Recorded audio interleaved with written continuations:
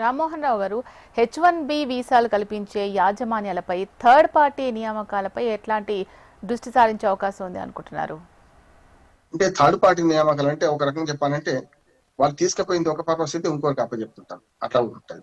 రెండోది ఏంటంటే ఇప్పటికే కొన్ని చేయడం వల్ల అమెరికాలో యూనివర్సిటీలు దెబ్బతిన్నాయి. హార్వర్డ్ లాంటి మంచి ప్రతిష్టాత్మక యూనివర్సిటీలు కూడా ఇప్పుడు విద్యా రంగంలో వాళ్ళు 30% విదేశీ స్టూడెంట్ కోల్పోయింది. ఆ 30లో మనమే 20% ఉన్నమాట. అంటే మొత్తం అందజేస్తే 30 అందజేస్తే అట్లా కొంత ఇప్పుడు 53,000 కోట్ల రూపాయలు అమెరికా యూనివర్సిటీ నష్టపోయింది ఆ ట్రంప్ చర్యలు. మనకేమవుతుంది, మన వాళ్ళు పోలేకపోయిన బాధ. ఇక్కడ కాకపోతే ఇంకో దగ్గర పోతారు, కెనడాకు పోతారు, మెక్సికో పోతారు, మన ఆస్ట్రేలియా పోతారు, బ్రిటన్ పోతారు, ఇతరత్ర దేశాలకు పోతారు మన వాళ్ళు చదువుకోవడానికి. కానీ అమెరికా కన్న వారి కాలంలో కొంచెం తగ్గించుకోవాల్సిన అవసరం అయితే వస్తుంది. ట్రంప్ చేయంగా మనకు మంచి మేలేం జరిగిందంటే మన స్కిల్స్ ను మనం ఎందుకు ఉపయోగించుకోవద్దు, మన స్కిల్స్ మన దగ్గరనే ఎందుకు మనం పెట్టుబడిగా పెట్టొద్దు, స్టార్ట్అప్ కంపెనీలు మనమే ఎందుకు పెట్టొద్దు, 10 మందికి ఉద్యోగం ఇచ్చే పని మనం ఎందుకు చేయొద్దు అనే భావన మాత్రం ఇప్పటి యూత్ లో పెరిగింది శీల.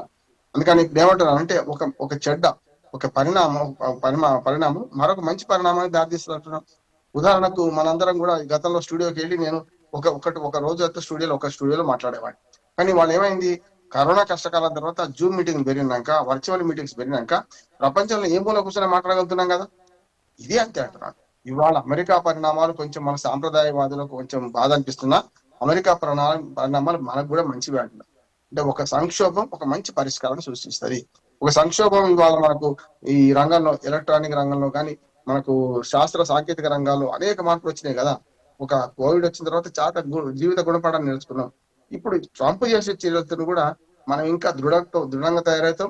మనకు వాళ్ళ ఇల్లు మనకెంత దూరం, మన ఇల్లు వాళ్ళకంత దూరం కనుక చాలా వరకు మనదైన డిఫెన్సివ్ మెకానిక్స్ అని మనం ఏర్పాటు చేసుకుంటాం, దాన్ని నెగ్గుతామంటున్నాను. ఓకే, ఇలాంటి వైఖరితో అమెరికా ఐటీ రంగానికి ఎటువంటి ప్రభావం ఉండబోతుందంటారు? రెండు ఉంటాయి. ఒకటి వెంటనే అంటే పెద్ద మార్పు ఉండకపోవచ్చు. ఎప్పుడైనా ఆర్థిక పరిణామాలు శీల గారు ఒక 6 నెలలు పడతాయి. అంటే వెంటనే తెలియదు. 6 నెలల నాకు వెయిట్ చూడాలి. 6 నెలల తర్వాత మంచి చెడ్డ తెలుస్తుంది, దాన్ని సవరించుకునే మార్గం అప్పుడు ఉంటుంది. ఐటీ రంగంలో ఇప్పుడు వలసలు ఏమి ఆగలేదు. ఐటీ రంగంలో శ్రమ తక్కువైంది, లేకపోతే వాళ్ళకు వలసలు అవసరం లేకుండా ఉన్నది. ఆయన చేయడం వల్ల కొన్ని ఐటీ కంపెనీలు మన దగ్గరికి వస్తున్నాయి కదా. చాలా ఐటీ కంపెనీలు వాళ్ళు ఏమనుకుంటున్నారంటే మా దగ్గరకు వస్తే మీకు $1,00,000 కదా, మేమే మీ దగ్గరకు వస్తామంటున్నారు. అందుకనే ఇప్పుడు చాలా విదేశీ కంపెనీలు ఇక్కడ మన హైదరాబాద్ కానీ, పూణే కానీ, బెంగళూరు కానీ, ఈ 3 నగరాలు ఐటీకి బాగా ప్రసిద్ధి చెందినాయి కనుక 3 నగరాలకు వస్తామంటున్నారు వాళ్ళందరూ కూడా. మంచిదే కదా. రెండోది ఏంటంటే మన ఉద్యోగులు అక్కడికి వెళ్ళి సేవలు అందించేదానికంటే ఐటీ రంగంలో ఇక్కడి నుంచే సేవ చేస్తారు కదా. అప్పుడు వాళ్ళకు రెండు లాభాలు. ఒకటి ఆఫీస్ స్పేస్ తప్పుతుంది అమెరికాలో. రెండోది ఏంటంటే వాళ్ళు అక్కడికి రావడానికి అవసరమైన ఫీజులు కానీ చెల్లించే పరిస్థితి తప్పుతుంది. మూడోది ఏంటంటే అక్కడ జీవన ప్రమాణం ఎక్కువ, మన దగ్గర జీవన ప్రమాణం తక్కువ. అక్కడ $1,00,000 సంవత్సరం జీతం తీసుకున్నా ఇక్కడికి వచ్చే కల్లా $50,000 తీసుకున్నా అక్కడికంటే ఇక్కడ మెరుగ్గా బతకగలుగుతాం మనం. ఇంకోటి వరల్డ్ క్లాస్ ఎమ్యూనిటీస్ ఉన్న మంచి మంచి భవనాలు తయారవుతున్నాయి. మనకు వరల్డ్ క్లాస్ ఎమ్యూనిటీ ఉన్న నివాస ప్రాంతాలు, నివాస యోగ్యమైన అపార్ట్మెంట్లు, గేటెడ్ కమ్యూనిటీ వచ్చేసినాయి మనకు. కనుక మార్కెట్ చూస్తే ప్రపంచంలో ఈ క్షణాల్లో ఏ మార్పు వస్తుందో వెంటనే మన దగ్గర కూడా క్షణాలు వచ్చేస్తుంది కదా. గతంలో అట్లుండే. అమెరికాకు మనం ఒక 2 సంవత్సరాలు వెనకబడి ఉండేవాడు. అమెరికాలో ఒక ఉత్పత్తి వస్తే మనం 2 సంవత్సరాల తర్వాత మన దగ్గరికి వచ్చేది. ఇప్పుడు అట్లా లేదు, 2 రోజుల్లో వచ్చేస్తుంది అవసరం అనుకుంటే. కనుక వరల్డ్ క్లాస్ ఇమ్యూనిటీస్ మన దగ్గర వచ్చిన తర్వాత మనం ఇక్కడ ఉండే పని చేస్తామంటున్నాడు. అక్కడికి వెళ్ళి ఆ కాస్ట్ ఆఫ్ లివింగ్ ఎక్కువ పెట్టి వాడు ఇచ్చే డబ్బులు మాత్రం అక్కడే ఖర్చు పెట్టే బదులు 2 లాభాలు మన దగ్గర ఖర్చు పెట్టుకుంటే మనకు వ్యాపారం పెరుగుతుంది, మనకు ట్యాక్సెస్ ఎక్కువ వస్తాయి. ఇవన్నీ దృష్ట్యా చూసుకుంటే ఈ సంక్షోభం మన భారతదేశానికి మంచిది అంటున్నాను. మళ్ళీ మొదటికి వస్తున్నాను.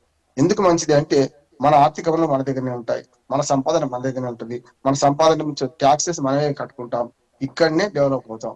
Made in India, make in India కనుక మనం సాకారం చేసుకుంటే, కొద్దిగా నినాదంగా మిగిలిపోకుండా చేసుకుంటే మన దేశం సర్వతోన్ముఖాభివృద్ధి చెందుతుంది.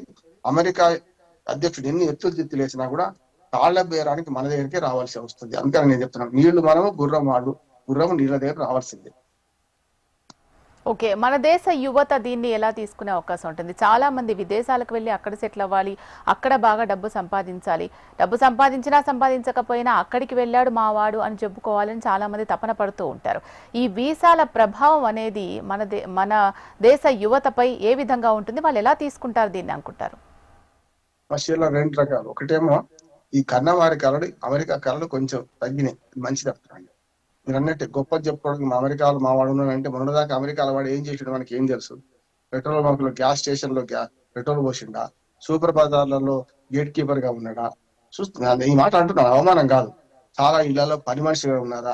మనకి ఏం తెలుసు? వీళ్ళు పోయింది అమెరికాకు పోయింది అంటున్నారు, అంతేగాని అమెరికా పోయిన తర్వాత వాడు ఏం చేస్తున్నాడు అని అంటే నేను చెప్పిన ఈ పనులన్నీ చేసిండు మన వాళ్ళు అంటున్నాను. ఏంది డిగ్నిటీ ఆఫ్ లేబర్, దీన్ని తక్కువ వాడితే తక్కువ అంచనా వేస్తలేను. కానీ ఇది వెళ్ళకపోతుంది, వాళ్ళకు కూడా ఇప్పుడు అవసరం పెరుగుతుంది. అవసరాలే అన్ని ఆవిష్కరణలకు మూలం అని సైన్స్ సూత్రం ఉంది. కనుక వాళ్ళు ఇప్పుడు ట్రంప్ చేసిన మొట్టమొదటి చర్య వల్ల ఇల్లీగల్ ఇమిగ్రెంట్స్ నువ్వు గ్యాస్ స్టేషన్ లో పనిచేయద్దు, సూపర్ బజార్లో పనిచేయద్దు, ఇళ్లలో పనిమనుషులు చేయొద్దు అని మాట్లాడితే ఇప్పుడు దానికి రెండింతల జీతం ఇచ్చి వాడు ఉంచుకోవాల్సి వస్తుంది. అమెరికా చేసిన చర్య వల్ల ఏమైందంటే మన వాళ్ళే కాదు, అమెరికన్లు కూడా గతంలో పని మనిషి $3,000 తీసుకుంటున్నారు నెలకి, 3,000 మంది $6,000 ఇవ్వాల్సి వస్తున్నది. ఇవాళ మన పని మనిషి అయితే మన వాళ్ళు పోయినాడు $3,000 $300 పని చేసిండు. కానీ ఇప్పుడు వాళ్ళు వీళ్ళని వెళ్ళగొడుతున్నా అంటున్నారు కనుక వాళ్ళు ఆ పని చేసుకోవాల్సి వస్తుంది. విద్యార్థి వీసాల మీద పోయిన వాళ్ళు చాలా వరకు ఒక రకంగా చెప్పాలంటే వాళ్ళ సెల్ఫ్ సస్టైన్ కోసం రకరకాల చిన్న చిన్న పనులు చేసుకునే వాళ్ళు. ఇప్పుడు వాళ్ళు పార్ట్ టైం చేసేవాళ్ళు లేరు, అయితే ఫుల్ టైం లేకపోతే మేము ఇంటికి వెళ్ళిపోతామంటారు. అది కూడా వాళ్ళకి అనర్థం అవుతున్నట్టుగా. అంటే ఈ సంక్షోభం మెల్లమెల్లగా ఏం చేసిందంటే ఒక పరిష్కారం దారి తీసింది. ఇవాళ మీరు అన్నట్టు కన్నవారి కళలు కొంచెం మార్చుకోవాలి. ప్రతిదీ అమెరికా వైపు చూడకుండా, ప్రతి తల్లిదండ్రులు అమెరికా వైపు చూడకుండా ఉంటది. అమెరికాలో అవకాశాలు మొత్తం అయితే పోవు, ఎప్పుడు అడగంటి పోవు. కనుక వాళ్ళకి అవసరం ఉంటే మనం తీసుకుపోతారు. కానీ అది కాకుండా నేను చెప్పిన ఆస్ట్రేలియా, కెనడా ఉంది, బ్రిటన్ ఉన్నది. బ్రిటన్ కూడా మనం ఈ మధ్య చెప్పకపోతాం, బ్రిటన్ లో కూడా ఈ మధ్యన ఎన్ని కావాలంటే వీసాలు ఇస్తా, వర్క్ వీసాలు ఇస్తే మీరు రాని పని చేసుకోండి అని బ్రిటన్ ప్రధాని తిరుగుతున్నారు. బ్రిటన్ ప్రధాని కీవ్ స్మార్ట్ మన దేశంలో ఉన్నాడు, సదస్సులో పాల్గొంటున్నారు. భారత ప్రధాని ఆయన కూడా పాల్గొంటున్నారు. కనుక బ్రిటన్ అయితే ద్వారములు తెరిచి ఉన్నాయి, రండి అని అంటుంది. మనం కనుక అటువంటి దగ్గర పోవాలి అంటే అమెరికా పోతేనే అంటే ఇక మరి దాన్ని ఏం చేయాలి? ఆ పిచ్చిని మనం ఏం చేయలేం, ఆ మోజును మనం ఏం చేయలేం. అటు ఉదాహరణకు ఇంగ్లీష్ మీడియం మోజును కానీ, పెద్ద పెద్ద ప్రైవేట్ స్కూళ్ళ మోజు కానీ, మన ఇంటి ముందర ఉన్న ప్రభుత్వ బడిని మనం పట్టించుకోం. ఎక్కడో ఉన్న ప్రైవేట్ బడి బ్రహ్మాండంగా ఉండి డెహ్రాడూన్ పోయి చేరుతాం. అందుకని ఇది మెల్లమెల్లగా ఈ విదేశీ మోజు తగ్గించుకోవాలి. ముఖ్యంగా అమెరికా ఆ మోజు తగ్గించుకుంటే అమెరికా మనల్ని ఏం చేయలేదు, మనం అమెరికాను శాసించగలిగే స్థితికి వస్తాం. ఇంకొక మాట మీరు మంచి మాట చెప్పారు, యూత్ మన భారతదేశంలో 73% 35 ఏళ్ళ లోపు వాళ్ళు ఉన్నారు. 73%. 53% ఏమో 54 గంటల వయసు పనిచేసే వర్గాల్లో ఉన్నారు. కనుక అట్లా చూసుకుంటే మీకు యువ భారతం అనేది నవభారతం నిర్మించవచ్చు. యువ భారతానికి అవసరమైన పని లేదు. సమస్య ఎక్కడ ఏంటంటే పని లేదు. మన దగ్గర పనిచేయడానికి బద్దకించిన వాళ్ళు విదేశాలకు పోతే మోర్లో కూడా అడుగుతారు, లేకపోతే మనకు మన సూపర్ బజార్లో చిన్న చిన్న పనులు చేస్తారు. కనుక ఆ పని మన దగ్గర చేసుకోవడానికి వీలుగా ఉంటుంది, చేస్తే బాగుంటది. స్టార్టప్ కంపెనీలు పెట్టుకొని మన వాళ్ళే 10 మందికి ఉద్యోగాలు ఇచ్చి అమెరికాలో పనిచేసి ఇంకోటి దగ్గర పనిచేసిన దానికంటే మన దగ్గరనే మన పని మనం నేర్చుకొని చేస్తే మంచిదనే ఒక భావన అయితే వస్తున్నది. మీరు అన్నట్టు మన పిల్లలు మన దగ్గర మన కళ్ళ ముందు ఉంటే మంచిదే కదా. సస్తే బతికితే వాళ్ళు వచ్చే 2 రోజులు శవాన్ని అందులో పెట్టిన దానికంటే మన పిల్లలు మన కళ్ళ ముందు ఉంటారు, ఎప్పుడంటే అప్పుడు వస్తారు, ఎప్పుడంటే పోతారు. మానవ సంబంధాలు పెరగడానికి పనికొస్తాయి. నేను రామ్మోహన్ రావు గారు, కొత్త ప్రతిపాదనలు డిసెంబర్ నుంచి అమల్లోకి వస్తాయంటున్నారు, ఇది వాస్తవమేనా? అదే చెప్పాను గారు, ఏంటంటే మీకు ప్రతిపాదన పెడుతున్నాడు. ఇవాళ వైట్ హౌస్ నుంచి ఏ ప్రకటన వస్తుందో మనం ఊహించలేమండి. మరి చక్కగా ఒక వారం రోజులు వెనక తీసుకుంటాడు, లేకుంటే రేపే తీసుకోవచ్చు. డిసెంబర్ 1 నుంచి వాళ్ళైతే ప్రతిపాదన పెడుతున్నారో ఆ ప్రతిపాదనలో ఇప్పటికీ స్పష్టత లేదు. మొన్నట్లుగా H1B వీసాల విషయంలో ఎన్ని గందరగోళం సృష్టించిందో అంతకంటే గందరగోళం వద్దంటున్నాను నేను. డిసెంబర్ 1కి వాళ్ళు చేసిన ప్రతిపాదనలు ఒక్కటి కూడా అమలుకి రావు. వచ్చిన ప్రతిపాదనలు కూడా అవసరమైతే వెనక్కి పోతే అంటున్నాను నేను. కొంచెం ఆశావాహక దృక్పథంతో మాట్లాడుతున్నా అంటున్నాను, కానీ రేటింగ్స్ ఆ సంస్థ చెప్పినది అయితే నిజం అంటున్నాను నేను. రేపు పొద్దున వాళ్ళు పెడదాం అనుకునేది కూడా వెనక్కి తీసుకునే అవకాశం ఉంటుంది. దానికి 2 కారణాలు. ఒకటి, భారతదేశంతో సంప్రదింపులు జరుగుతున్నాయి. మాకు ఇప్పుడు మోడీను మన ట్రంప్ నేను మాట్లాడుతున్నారు. భారతదేశంలో అత్యున్నత స్థాయిలో కొన్ని సంప్రదింపులు జరుగుతున్నాయి. మనం వేసే ప్రతి స్టెప్ కూడా వాళ్ళ అమెరికా నష్టమని వాళ్ళు గ్రహిస్తున్నారు. అమెరికా ప్రజలు కంపెనీలు ఒత్తిడి తెస్తుంది ఎవరి మీద, ట్రంప్ మీద. కనుక మెల్లమెల్లగా ట్రంప్ ఆలోచన ధోరణి చెప్పాను కదా, దుందుడుగా అడుగు ముందుకేస్తాడు, అడుసు దొక్కుతాడు, కాలు కడిగే ప్రయత్నం చేస్తున్నాడు. ఇప్పుడు ఇది డిసెంబర్ నుంచి 1 నుంచి అమలయ్యే పరిస్థితులు ఏవైతే ఉన్నాయంటున్నారు, అది అడుసు దొక్కడం లాంటిది అంటున్నాడు. మళ్ళీ కాలు గడగడానికి వెనక్కి వస్తాడు. దానివల్ల మనకు వెంటనే నష్టం రాదని నేను అంటున్నాను. ఒకవేళ ఆయన ప్రతిపాదన డిసెంబర్ 1 నుంచి నిజమైంది అనుకుంటే కూడా సుంకాలు వేసి ఏమైంది, మనమేం నష్టపోలేం కదా. కొన్ని రంగాల్లో కొంత ఉంటది. ఇప్పుడు ఉదాహరణకు ఆ సుంకాలు డబుల్ చేయడం వల్ల మన రొయ్యల మన పరిశ్రమ కొంచెం దెబ్బతిన్నది. అట్లాగే పత్తి దిగుమతికి మనం అనుమతించడం వల్ల కొన్ని షరతులు లోబడి మన దగ్గర పత్తి ధర పడిపోయింది, రైతులు నష్టపోతున్నారు. ఇవి కాకుండా చూసుకునే బాధ్యత మన మీద ఉంది. మనకి ఏది కావాలో మనం చేసుకోవాలి, మనకు ఏది ఇవ్వాలి అది ఇవ్వాలి. అది ఒక లౌక్యం అంటాం దీన్ని. వైరములు వాణిజ్యం అందే పూర్ణ స్పర్ధలు విద్యలు అంటే విద్యలో స్పర్ధలు ఉండాల్సిందే, వాణిజ్యంలో వైరం ఉండాల్సిందే. సంప్రదింపులు కాకుండా ఏదైనా రాజీ మార్గం కనుక మనం కొంత మెత్తబడాలి, వాళ్ళను మనకంటే 10 మెత్తబడే పరిస్థితి తీసుకురావాలి. అప్పుడు విజయం మనదే అంటున్నాను. దీనికి సంబంధించి భారతీయ విద్యార్థులకు మీరిచ్చే సలహాలు సూచనలు ఏంటి? భారతీయ విద్యార్థులకు మన దగ్గర ఐఎస్పీ లాంటి బ్రహ్మాండ ఎంబీఏ సంస్థ చదువు చెప్పే సంస్థ ఉన్నాయి కదా, అక్కడి అమెరికా చదువుల కోసం పోకండి. అక్కడ ఎంఎస్ చేస్తేనే బ్రహ్మాండం, లేకుంటే కాదని లేదు. మన వైద్య అక్కడికి పోయి ఉంటున్నారు కదా, మన దగ్గర మన దేశంలో ఏది అరకొర వసతులు మెడికల్ కాలేజీలో చదువుకున్న వైద్యులు అక్కడ పోయి అద్భుతంగా రాణిస్తున్నారు కదా. నోరి దత్తాత్రేయ మనకు మంచి ఉదాహరణ, క్యాన్సర్ డాక్టర్, చాలా బ్రహ్మాండమైన ఉదాహరణ. నోరి దత్తాత్రేయ చదువుకుంది ఇక్కడ మన దగ్గరనే కదా, తర్వాత అమెరికా పోయింది కదా. అట్లా చాలా మంది. నాగేశ్వరరెడ్డి గారు ఎండోక్రైనాలజిస్ట్, నాగేశ్వరరెడ్డి గారు బ్రహ్మాండంగా మన దగ్గర చేస్తున్న, విదేశాల్లో ఎన్ని అవకాశాలు మన దగ్గర ఉన్నాడు కదా. మన పద్మ విభూషణ్ గెలుచుకున్నాడు కదా.